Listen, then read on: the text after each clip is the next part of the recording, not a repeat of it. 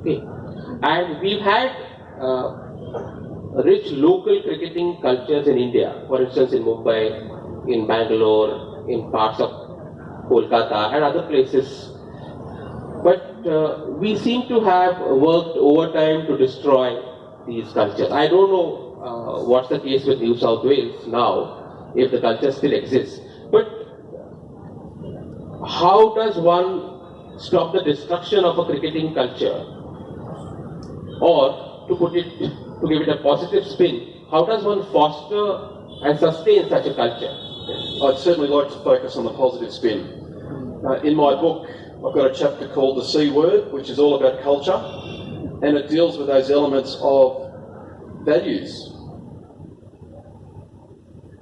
One of my biggest attributes that I promote with cricket umpires is one of humility. That we owe the game everything, and the game owes us nothing. And humility as a cricket umpire means that the players come first. Because it's a player's game. It's not about the umpires. You don't buy your tickets to go to Chinnaswamy Stadium to see the umpire out in the middle, do you? You go to see the players. You go to see the contest and to support your team.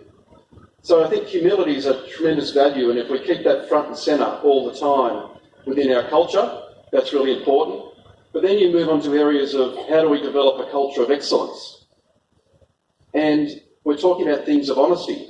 We need to be brutally honest with ourselves and with each other. And so when we fall short of the mark, we need to be having that courage to raise that with the individual concerned and say, I'm not sure that's the way we want to behave. I'm not sure that's the best way forward. And Gary Kirsten was a classic example when I had some conversations with him about what was his culture like with the Indian cricket team.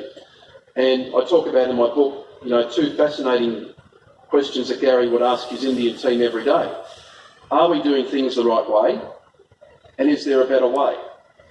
Because at the end of the day, your culture of excellence is just all about getting better and all about growing individually and becoming better people and serving the objective of the team and putting team success ahead of your own.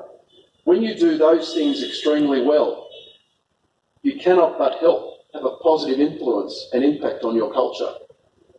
And when people do step outside of what's expected or what's accepted, that there is some sort of intervention, not by the boss, not by the captain, not by the coach, but by the teammate, and saying, hang on, I'm not sure that's what we stand for. I'm not sure that's the behaviour that we want to promote or that we're happy with.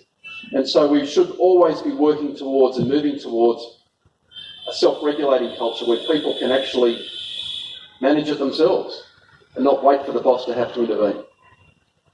You mentioned the example of